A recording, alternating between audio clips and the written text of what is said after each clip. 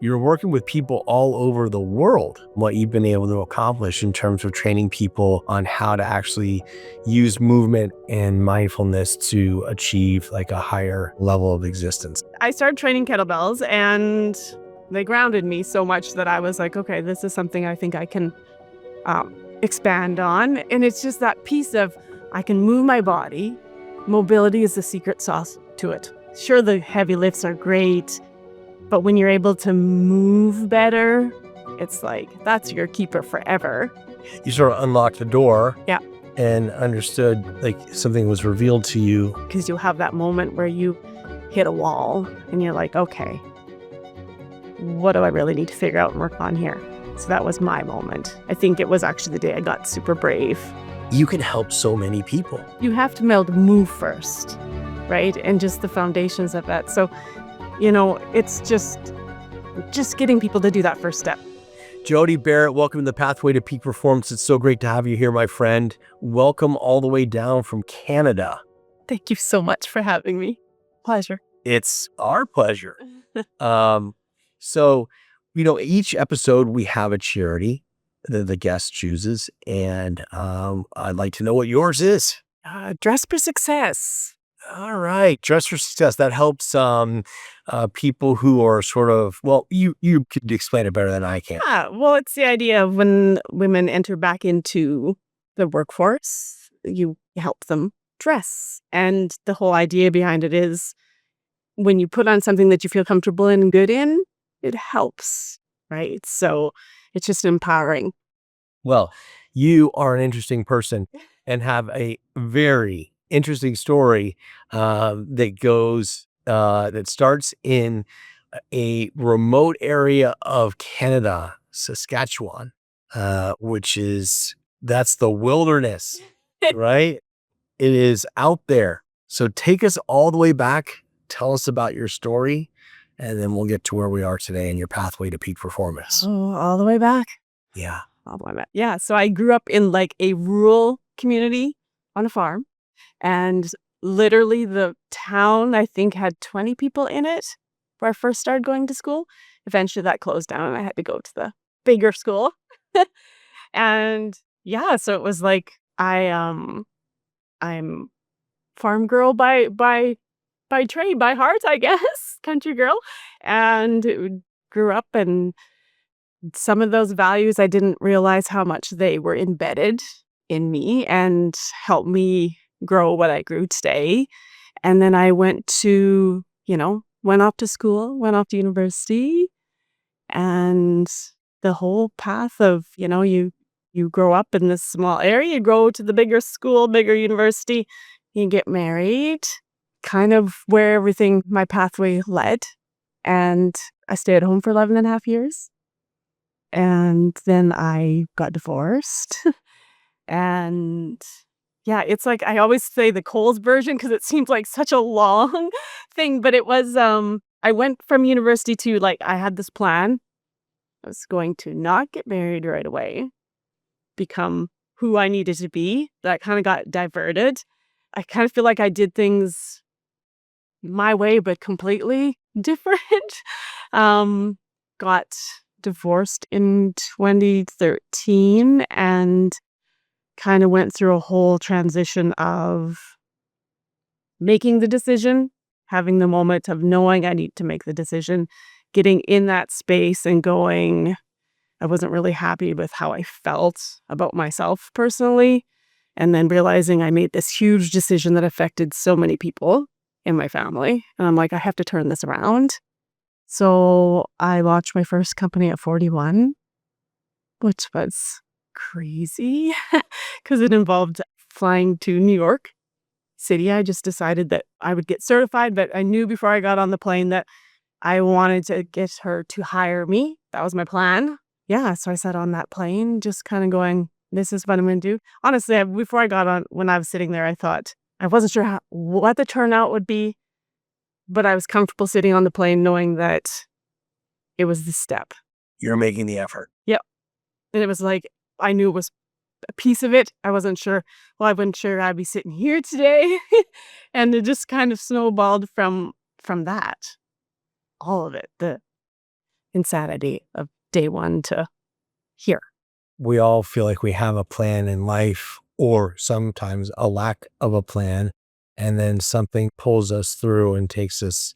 Some people start their pathway to peak performance at an early age. Some people come to it later in life. Um, the notion of growing up and having some values and understanding who you were, and then really getting in touch. Obviously, in order to make those types of decisions to dramatically change your life, and those that are around you are pretty serious. And so it's not something that you just made up, I'm sure, like one day. You're giving this a lot of consideration.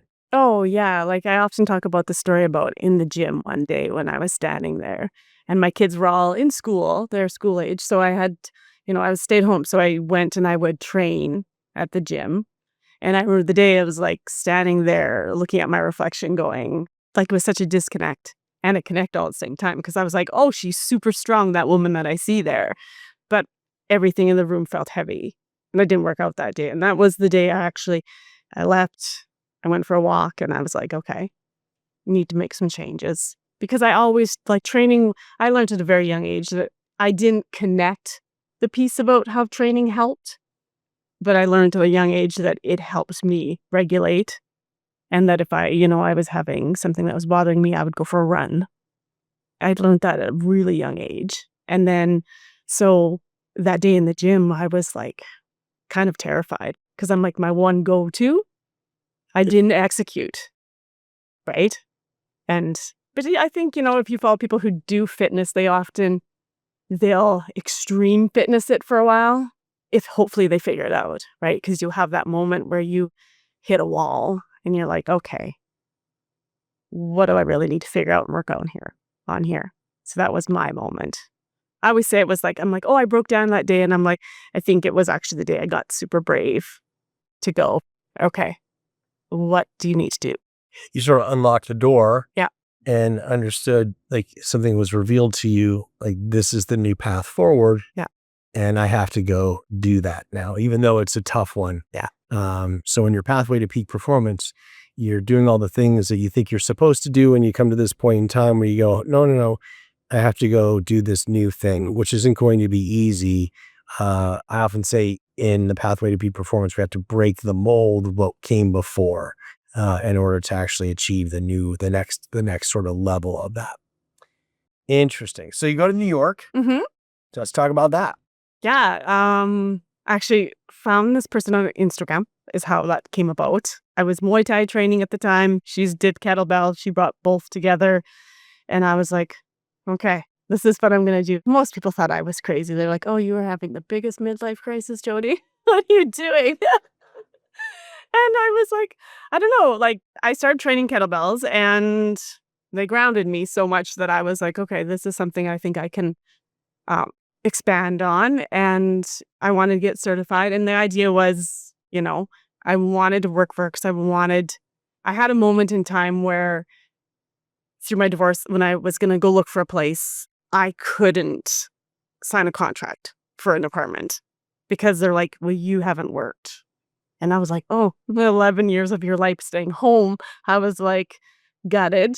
So when I went to New York, it was like, okay, if I can do certifications, help women so they have something, not so that they're going to leave. Because I mean, it's not my intention of like, I'm going to work with women and you're going to, abort. But I'm like, it's like if you can give yourself something as an individual, as a mom, so that it's healthier, because I saw that I didn't necessarily always do that. I was so focused on everyone else instead of self a little bit. So yeah, New York was such a big, I was so green. You think about, I'm originally a prairie girl, grew up in rural. My biggest place I lived had 250,000 people living in it. I raised 3 kids. And now I'm getting on this plane to go to New York. And I decided when I got on that plane, I would say yes. Well, not to everything, but it was like that thing where I was like, that's good because you can get in trouble. But in New York, I could. But it was that moment where she's like, do you want to teach a class on Saturday morning? She has 30 people. And I'm like, before I even processed it in my head, I've already said yes out of my mouth. And I was like, okay. Very interesting. Yeah. And then I went for lunch one day with some of the professional Muay Thai fighters. And I'm sitting there we're having sushi. And I was like, I had this moment where I thought, if somebody would have snapped a picture of this and sent it to me like 5 years before and handed it to me, I would have been like, what is she doing there? Right? So yeah, it was crazy. Okay. So you come to this point in time where you're helping people, you're getting certified, you're developing a business, and it's a business. What's interesting about your business is you're working with people all over the world. Like you have like clients in Dubai and here and there and all. It's pretty wild, what you've been able to accomplish in terms of training people, on how to actually use movement and mindfulness to achieve like a higher level of existence, I guess is the best way of saying it. What happens after New York? You're there, you've done this, you get this certification, you become a certified kettlebell coach, correct? Yeah. And then she's like, day 2, she shows up and she's like, okay, talk to my husband. We're going to hire you. So you'll go back to Canada. And so I would train trainers for her. So I went back and I did that. And then about a month in, she phones me one day and she's like, well, do you want to buy the Canadian region? I remember the day because I screamed in the kitchen. My kids are like, what's wrong? And I'm like, okay, well, this cool opportunity. And I'm like, again, I had zero idea of what that looked like, how that looked. I couldn't even sign a contract to get an apartment. How am I now going to pull this off? And that's how I always say, I'm like, again, it's not always the middle part. I don't always know when I'm doing it, how I'm getting to it. It's like, shoot for this and we'll see where we end up. So, I got certified in March. By October, I had found 2 business partners and we launched the Canadian region. So yeah, it was a ride. And I feel like I don't have a business degree like from school, but I do have one now after the COVID years. Yeah, so I did that. And then crazy things all happened. So I certified, started doing that. And then the pandemic hit just when I was getting ready to sign papers for the first studio location, because that was my plan. I'm like, now we'll do studios and we'll do one here, and then I'll do one in this next province, grow it like that. But then the pandemic hit and it was like, okay, sign the papers, moving forward still, because I always thought stand around too long, you get stagnant. So let's just keep going. So did that, but then that allowed me to have the online piece, the hybrid, right? How cool is that? And that may not have come along had that that obstacle not happened. Yeah. Like it gives me goosebumps actually. Right? Yeah. It forced you to call or to pivot, and it's a huge, and it wound up being just this huge thing. Yeah. And it ended up where I ended up, right? So we did the studio for how many months? Well, for 3 years, 3.5 years. And then that summer before I decided I had to make a change, I launched my book and I knew I had to decide between which part of my business model was working, which wasn't. And it was the online piece that I looked at and I'm like, well, it's existing just there. So, and I always wanted to move, which was also crazy because at 48, I was like, I closed the studio location. I rebranded. I took 9 women on a retreat. And then I got back home and everyone's like, oh, Jodi's just packing up, taking a little break. And I knew that I was leaving and not coming back. But I was processing all of it still. And I was like, okay, I'll just keep that piece to myself for a bit. My kids knew, but yeah. So that was rebranded in 2023 in December. And it was the online piece. I think one of the things that's really great about what you do, is that oftentimes in the fitness community, of whatever you might want to call it, one thing that's really interesting is that oftentimes you need a lot of equipment. You need a lot of space. You need a gym membership. You need access to. But a lot of people can't get those things. They can't make all of those things line up.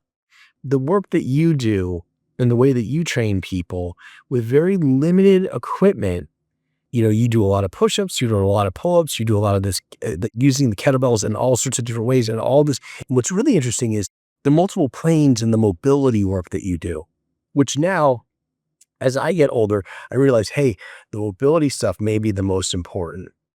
So you really have created something. You've brought this new piece to the table that gives people access to something that they might not have been able to do not that long ago. And that's so exciting because they can actually get fit. How does that feel?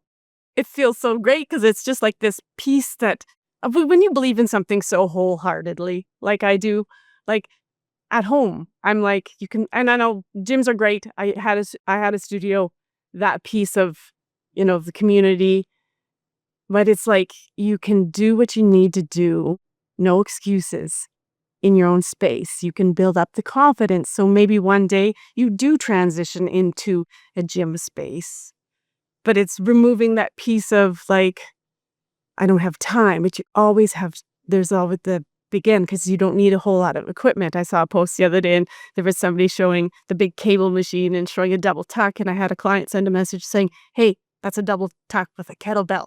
We don't need all that space or that equipment, right? So, and it's just that piece of I can move my body. Mobility is the secret sauce to it, I believe. Like when you train with me and it's like, sure, the heavy lifts are great, but when you're able to move better, it's like, that's your keeper forever. And the other piece is you're teaching people how to connect with their body. Well, I'm 50, so I mean, like, and it's okay that it's happening later because I think also that's a journey. But you're connecting in a space of, when we're training, I'm like, I need to know things like, are you hydrated? Did you fuel? Did you sleep? Where's your stress? And the last thing we check in is actually, how does your body feel in this very moment? So you're creating that relationship where you're like, if you're heavy, life's heavy, I'll say, go do this. You're not going to lift heavy. You're not going to beat yourself up today. You're going to slow this down, but you're still going to move with the weight or mobility, right? So it's the ability to give that, because I think that's a huge piece to people, like online. Yeah, that's wild too. And you think about it. Now we live in this world of of trackers, right? And I wear this watch to actually count steps more than Yep. anything. But I do track my workouts just because I want to see, like, I don't know, it's just a competitive nature in me. Sure. But I think that you just picked up on something that is so important, which is being in tune with your body enough to know when, hey, maybe I need a rest day today, or maybe I don't need to train as hard, just enough. In the medical world, it's the minimum effective dose, right? So it might be that day you don't need to train beyond. But you do have some standards. Oh, yeah. You have some pretty heavy duty, I wouldn't say hardcore, I'd say heavy duty standards, where you'll see the stuff where it's like, I still have my last 25 push-ups to do. How many push-ups do you do in a day?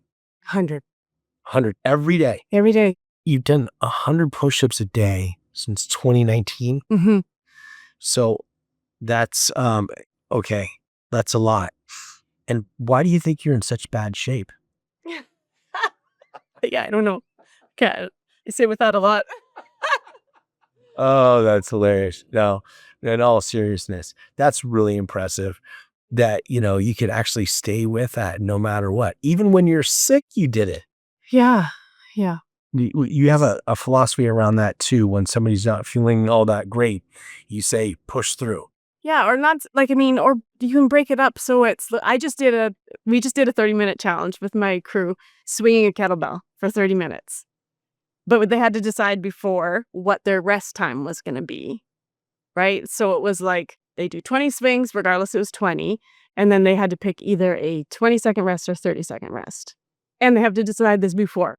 I'm like, you can't halfway between, like, this is the decision. Because you're teaching them, I can relate everything to training too. Like when you talk about that, it's like, you can learn so much from it, right? Because you're teaching them to show up and be true to their word. And that's the practice that we rep over and over. So 100 push-ups, I don't sit down and do 100 at once like I do 50 in the morning at 25. But it's the interesting is that people forget, like that group when we sat down and I said, okay, let's calculate what we did.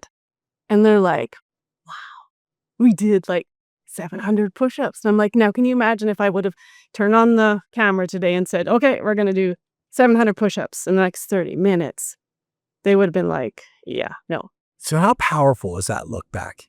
When you go back in retrospect, you go back and take a look at, okay, here's what you just did over the last 7 days, over the last 30 days, over the last 6 months, with the people that you coach, that you work with. How powerful is that for so many people? It's incredible because people tend to not believe in the capacity that they're able to do. Like, we always forget that we're so capable. And it's just if you can break things down for people, those little moments, and then we can put them all together and share. And it's about showing up. So some of my shortest videos online are like 2 minutes, specifically because I'm like, you said you were going to train today. I don't care if you don't train 45 minutes, but you should care that you made a promise to yourself. And it's like building that piece of pride inside. I always tell the story about my daughter. She bicycled down from her dad's one day to the studio, her and a group of friends. And she's like, the friends' parents came and picked them up. And she's like, Mom, can you take me home? And I'm like, okay, I'll take you home. But I said, you got to wait 2 hours because I got 2 hours of work left here. And she sat around and hemmed and hawed. And she's like, I'm over it. I'm going to bike back home. And it was so awesome. She got home and she phones me. She's like, can you believe I did that? She's like, I did it. Like I biked all the way down and biked back. And I'm so grateful that I had to work 2 hours because I would have robbed her of something that taught her at a very young age what she's capable of. And I think so many times along the way, we rob ourselves because we go easy instead of doing something hard to know we're capable. It's not easy to do the hard stuff. No. And people are afraid to get started. They don't know how to start. So that notion of Kaizen, right? It's a term, Deming. So it's the notion of, small, 1% incremental efforts that compound over time. Yes. And we just get better and better and better. And you're a prime example of that. And then you're also, we talk about pathway to peak performance. So you've achieved peak performance. You've done that. You have more than one business, but you also are sort of on this sustainable path. You have a pathway of sustainability now. There's a line. You up leveled, and then you held the line. You push yourself up, and I don't know. Do you feel like that you're continuing to push to these new levels, and then that's the new sustainable level, or are there peaks and then coming back to sustainability? And how does it all work for you? Yeah, I think there's definitely peaks in there, but I think understanding the push is just different. Like understanding that the pace, which is probably what it is. Like me, and I'm pretty consistent, and I teach my body that. It's just my brain understanding that it's like, okay, just keep course, right? And then, but I do think you're always going to have to challenge yourself. Yeah. Because if you don't, you're not growing, right? For sure. Yeah. If you're not challenging yourself every single day, there's a point in time when there are peak performers who over challenge themselves and hit a burnout point. And that comes in a variety of ways with different folks. But as you get older, you learn sort of what those break points are, and you start to put the brakes on, say, hey, okay, I gotta back off of this a little bit in order to actually maybe take a rest day here instead of training straight through. So in your world, what's next? You've got a bunch of big things that are going on. So what's the next big thing for you? The next big thing, just I think growing my online platform to the point where like I've started doing retreats before, and then I kind of just pulled back a little bit just because my big move and trying to get myself settled there. Just just creating a space for people to, I think it's so important, like in training, to feel safe and heard. And I think because I've went through things in life probably that pushed me there, when you feel like those are spots that you had moments in life where that wasn't part of your world. So you really want to create that space for others. And just, I work with so many women and men too, that most people, we all flourish when we feel safe in our training environment. And there's so much to learn when you train. Like, I mean, my kids always tease. They're like, you relate everything to kettlebell. Because I think, because I can, right? It's just, it works. Yeah. Yeah. All right. So the online community is growing. More and more people are learning about you. You keep having more and more clients all the time. How do you manage? That's the one thing I'm curious about, because you have these clients that are international clients, and you still do stuff where you work individually with people, and then you have the platform itself. You have an app where people can go on and actually take courses. But how do you manage all of that?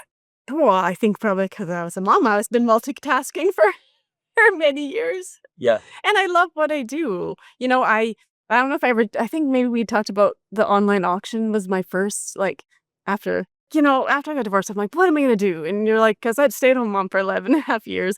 Well, the first one was an online auction. Me and two other people were like, okay, let's do this. Let's build this. And at 2 a.m, I was pricing salt and pepper shakers. I think someone brought in 20 boxes, and I'm sitting on a concrete floor, and I'm like, Jodi. I'm like, I think I'm in my space by myself in this warehouse. I probably said out loud, if I ever have my own business again, I better love what I'm doing, because these hours are killing me. Like, it was like ridiculous. So, and then I left that because I was like, this is silly. And then I actually went and started selling leggings. So I went from before kettlebell lady, I was like the legging lady. The legging lady. Legging lady. And then I used to have clients that I knew from that come in to train with me, and they're like, you'll always be the legging lady to me, Jodi. But yeah, so my online auction was the first, my online, I guess, business.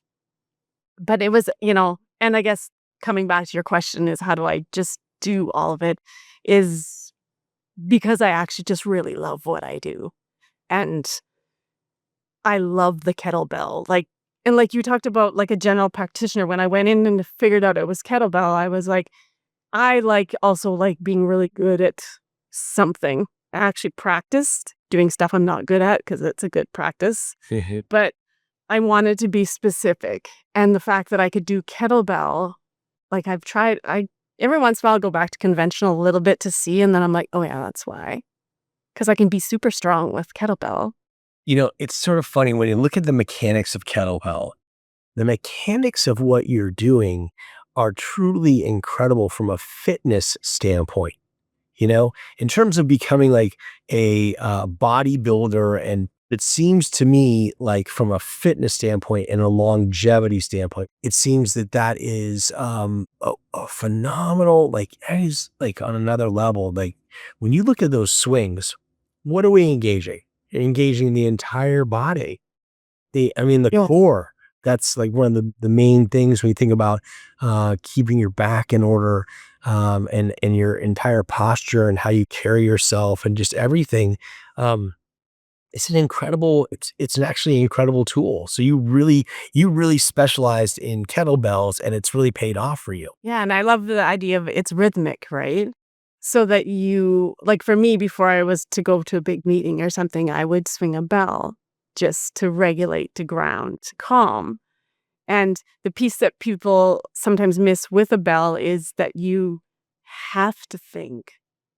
So best way to get out of my day and my stress is to put a bell in my hand build a complex where I have to go 2 swings, mid-rack, squat, I'm pressing because I've forgotten about this because I have to come super present here.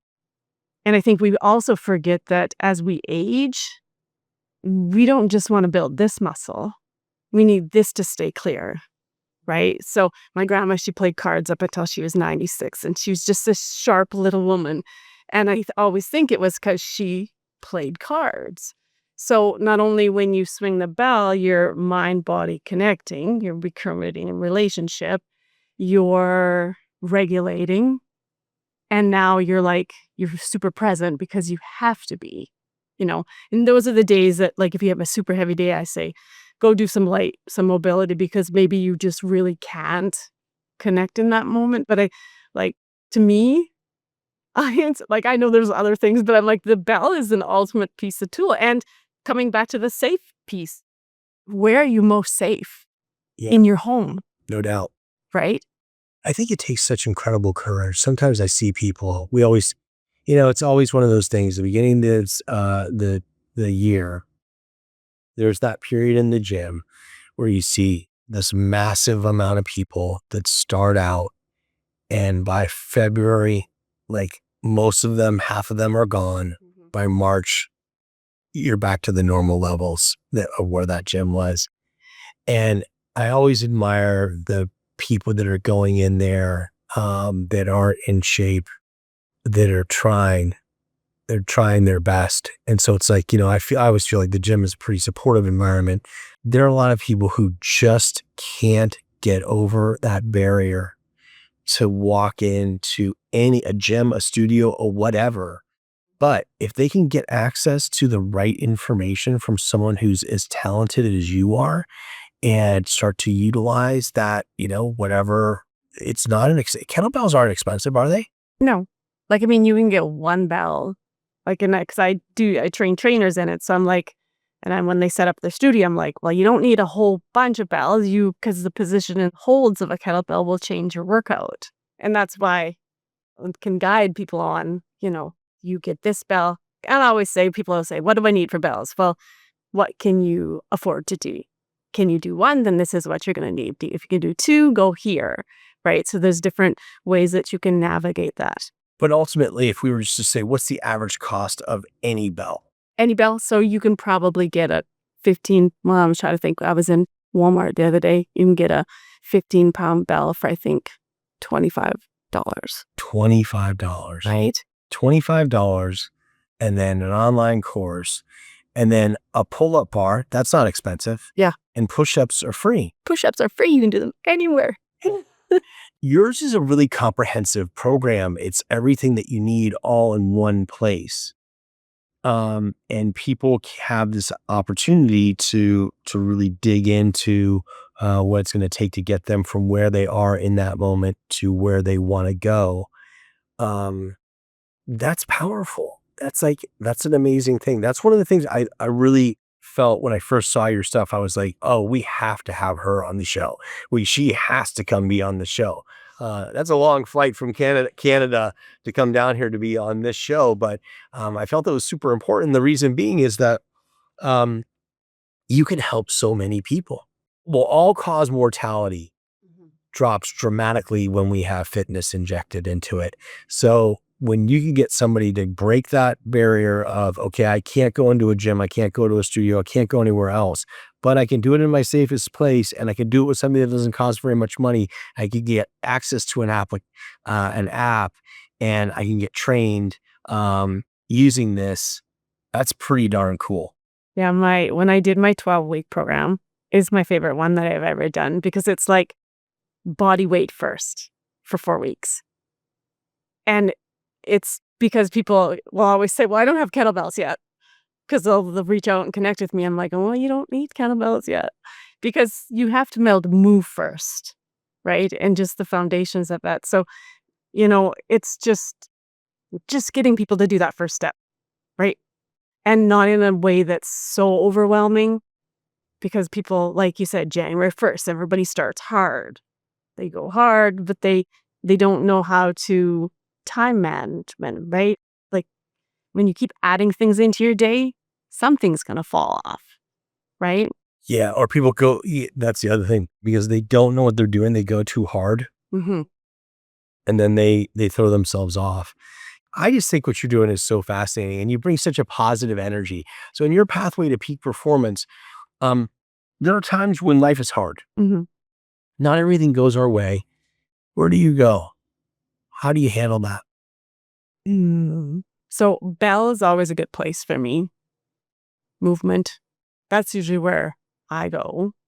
And just, I've learned over time that to feel stuff, sit with it. Because if you don't, it brews up.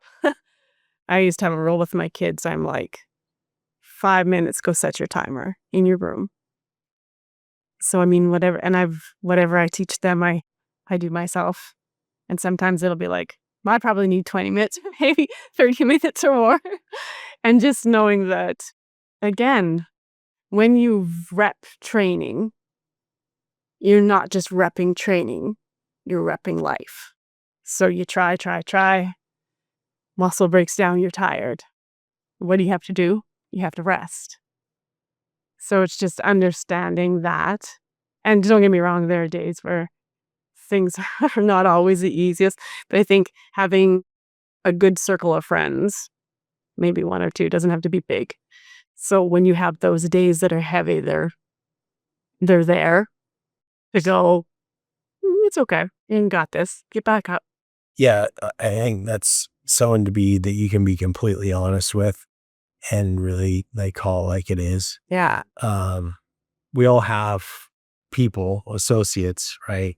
But they don't really know you. No. And that person that you can actually say, ooh, not feeling super hot. Right? Where you can be completely real. Yeah. This is what's really going on for me right now. That's a rare thing and it's important to have that. So in your pathway to peak performance, when you get in those moments where it's tough, you're going to go to movement. You're going to tap in with some friends, check your thinking. And then is there a third component, which is to sort of pause and reflect and let things go where they go?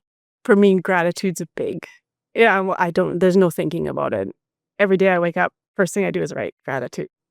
And I do it in the morning because it sets the tone for my day. And I can tell you that there's been days where I have literally written, I woke up. And you're grateful that you woke up. And I'm grateful I woke up. And that has helped me tremendously on some of the hardest times. And I want to share a quick thing in my daughter, because I said to her the other day, this is probably a month ago, I said, you need to start adding gratitude at the beginning of your day.